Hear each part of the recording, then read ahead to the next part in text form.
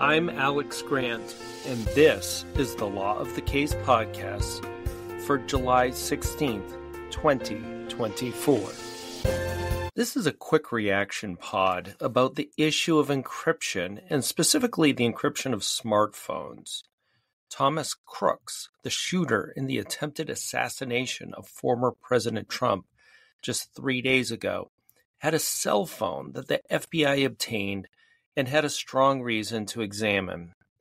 The problem for the last day or so was that the FBI could not get into the phone because it was encrypted, password protected. Just prior to the recording of this podcast, news reports have indicated that the FBI has been able to open the phone with Cellbrite, a common software that law enforcement uses to get into cell phones and other electronic devices. Crooks' phone was obviously important to the FBI as it is trying to determine his motivation behind the shooting.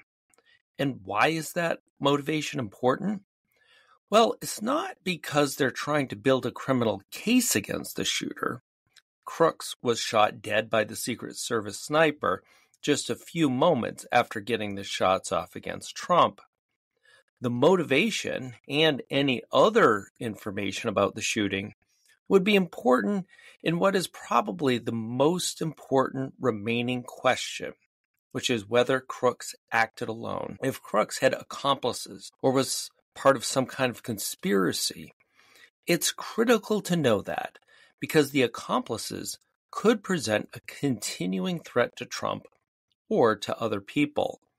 And if there are accomplices, the FBI and federal prosecutors would want to bring criminal cases against them as well. The question of motivation goes well beyond cases in court.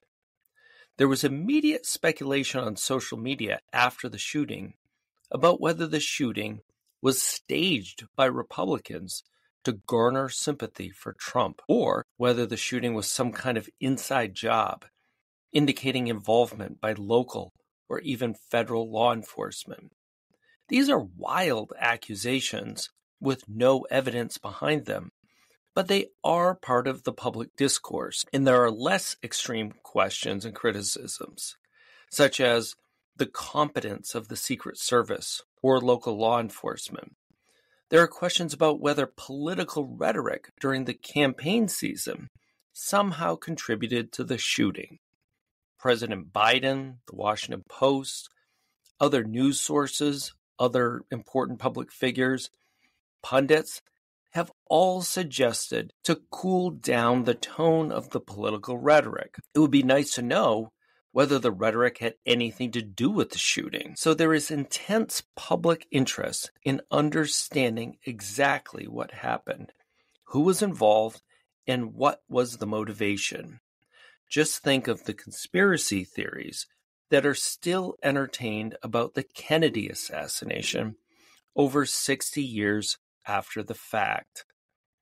Anything about the attempted assassination of former President Trump that is not transparently resolved or investigated will be the stuff of future conspiracy theories, future grievances, future distrust. Now let's be clear. This assassination attempt will go into the history books. The photograph of Trump, whatever you think about Trump, the photograph of Trump raising his fist to the crowd with the American flag in the background will be in the history books. There is little doubt that the assassination attempt and Trump's reaction to it will affect the election somehow. So there could hardly be a stronger interest on the part of the government and society in general to get the answers behind the shooting, and in particular, the mindset of Thomas Crooks. So it was in that context that the FBI was trying to get into Crooks' phone as quickly as possible. And what the FBI ran into was the same issue that it ran into in 2016 after the San Bernardino terrorist attack, when they were trying to get into the perpetrator's iPhone.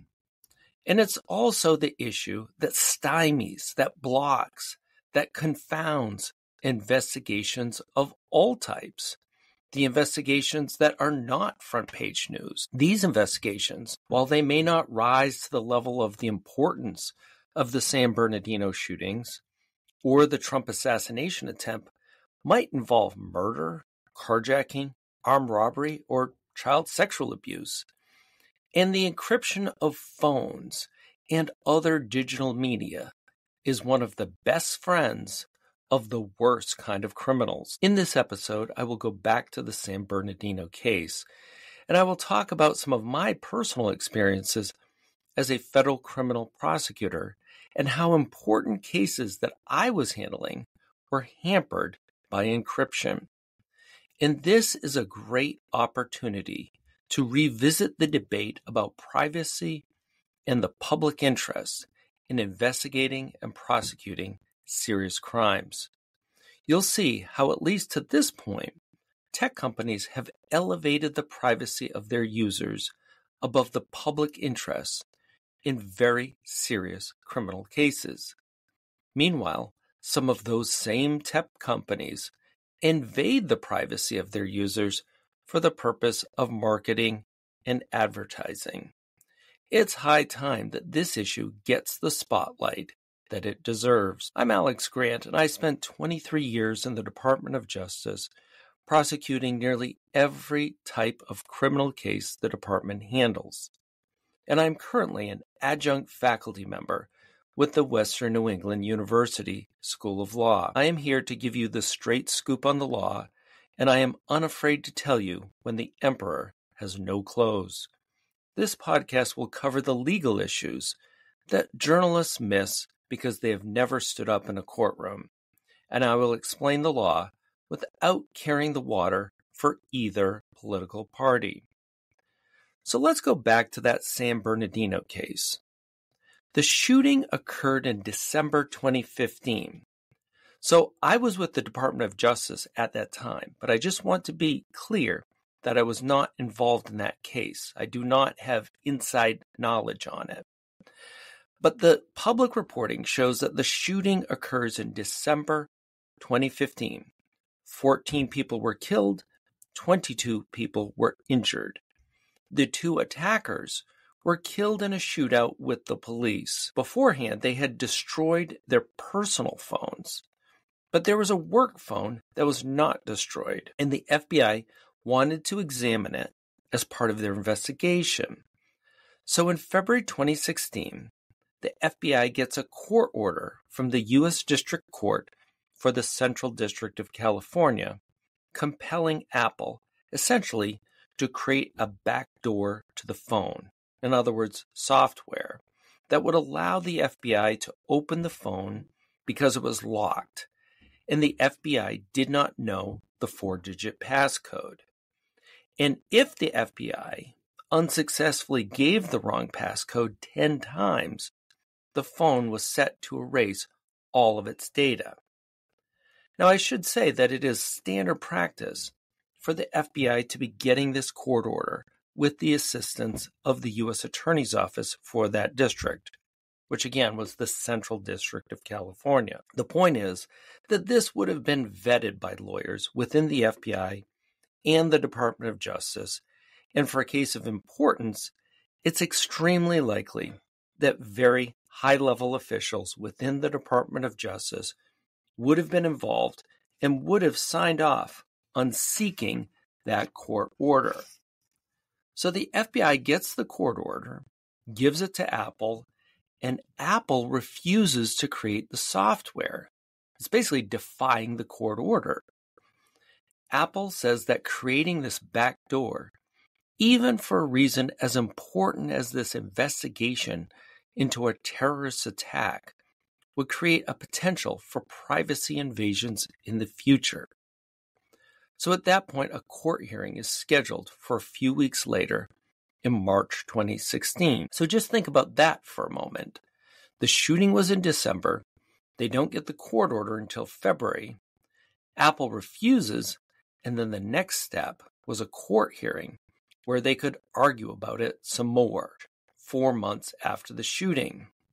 A 4-month delay in an important investigation like that is itself a big problem, especially if you're trying to identify accomplices or crack a conspiracy. So you had this important clash between the government's compelling interest to get the information off of this phone after a judge has issued a court order up against Apple's concern about consumer privacy.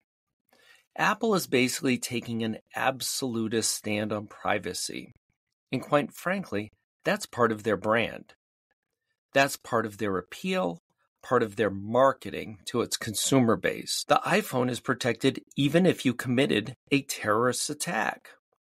At the time, as an assistant U.S. attorney in the District of Massachusetts, I was really hoping that this issue could get resolved because locked iPhones that we could not open in an investigation involving things like child pornography, online sexual predators, rapists, locked iPhones were a persistent problem. You could get a search warrant for the iPhone signed by a federal judge because you had good reason to believe there was evidence of serious crimes on that iPhone. But the search warrant didn't do you any good because the iPhone was locked. So I was really hoping that this issue could come to a head where the Department of Justice would go to the mat and say that the general interest in privacy has to yield at some point. And if a terrorist attack involving 14 fatalities and 20-some people injured is not important enough, it was hard to imagine what would be important enough. However, in between that February 2016 court order and the scheduled March 2016 hearing, the FBI was able to get a third party to help it open up the iPhone. At one level, that was super duper impressive that somebody or some company outside the government could do something that the best minds at the FBI had been unable to do, and something Apple clearly was trying to prevent. On the other hand, it meant that the legal dispute became moot. The FBI did not need to resolve the question of whether Apple could be compelled to provide the backdoor to the security on the iPhone. I'm sure Apple was quite relieved, and maybe leadership at the Department of Justice was also relieved to avoid confronting this issue head on. But the result is that 8 years later, the FBI in this Trump attempted assassination case was still delayed, at least for a little while, by a locked smartphone. That's really sad, and it has serious consequences in many cases.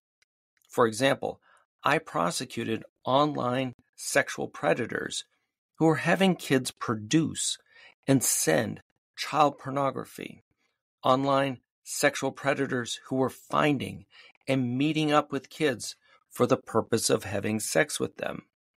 And in many of those cases, there were pieces of evidence, digital evidence like smartphones, that we simply could not get into because they were encrypted.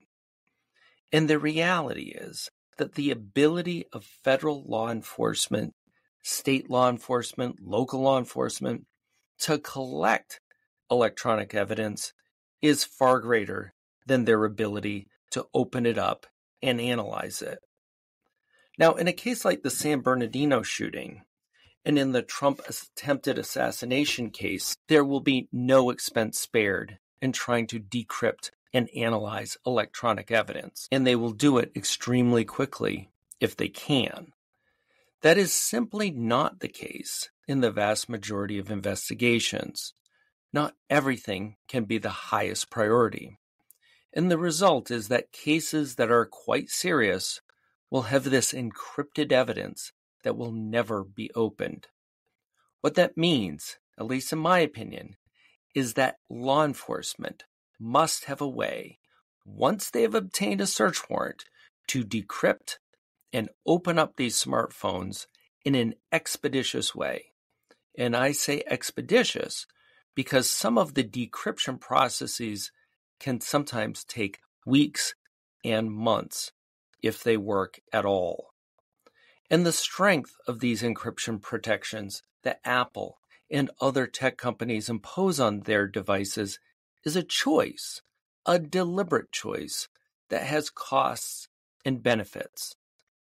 As I said, I was disappointed that the San Bernardino case did not go all the way through litigation, through appeal, up to the Supreme Court if necessary, to resolve this issue.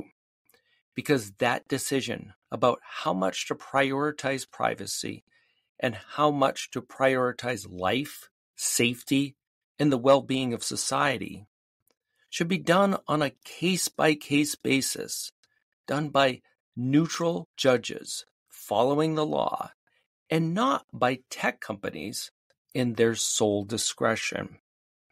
I feel quite confident that any kind of legal balancing test would work in favor of the government when the government already has the basis for a search warrant for the device. Keep in mind that the search warrant is part of the Fourth Amendment to the Constitution. The Fourth Amendment provides robust protections to ordinary citizens. There is the requirement of probable cause. That is, there has to be a reasonable basis to believe that evidence of a crime is on the smartphone. And the search warrant itself has to be limited, meaning that only the evidence of the crime can be seized from the phone. And the search warrant has to be particular, giving a specific list of items that can be seized. Fourth Amendment is a privacy provision. It's just not absolute.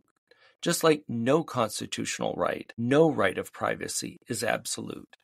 And right now, we have tech companies assigning an absolute value to privacy. Keep in mind that the Fourth Amendment only prohibits unreasonable searches and seizures, not all searches and seizures. Our law makes it clear that there are very good reasons to seize evidence. And again, in the ordinary case, that evidence is being seized with a search warrant. In the San Bernardino case, Apple was refusing, despite a neutral judge having made these findings. So that's why I think in any balancing test, the government is going to win when there is good reason to believe there is evidence of crime on a smartphone. And the part that really gets me is that tech companies are so protective of data when the government needs it and has a court order for it, even when the data is for a terrorism or a child predator or a missing persons investigation. And yet they are free and easy with sharing data about you for their own commercial reasons. You do a Google search for some product, let's say camping equipment, blue jeans, or a trip to Canada you might want to take.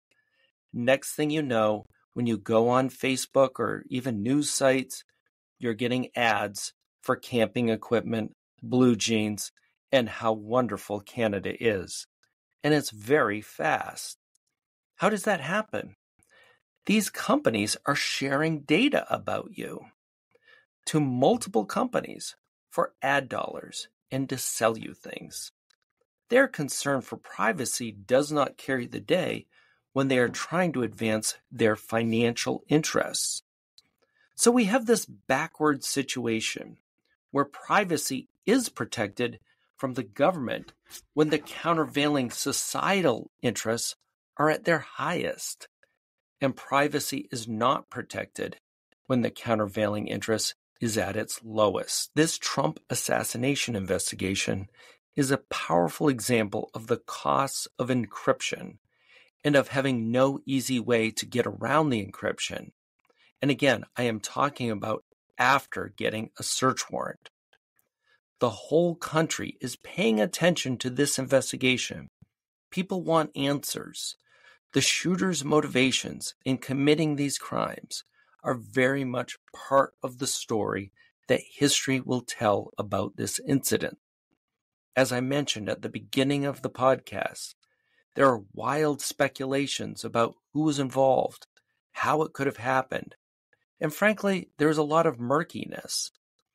If that murkiness, if that ambiguity can be dispelled, it must be dispelled. And it may be, at the end of the day, there are questions that cannot be answered.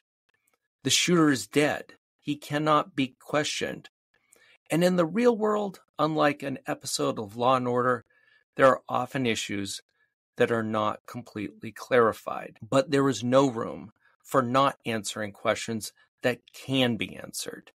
There is no room for leaving things ambiguous because we are worried about cracking a phone after there has been a search warrant issued. And while the need to find the truth feels especially urgent in this Trump assassination investigation, keep in mind that if the investigation is of a murder or a rape of someone who is close to you, finding the truth would feel just as urgent. Prosecutors and law enforcement feel that urgency in the non-headline cases, and it's a shame that this encryption issue gets in the way far too often, and that this issue remains unresolved. Until next time, I'm Alex Grant with the Law of the Case podcast. You can find the show on Spotify, YouTube, most podcast apps. And you can find the show on Facebook and Twitter, and you can send an email to lawofthecase@gmail.com.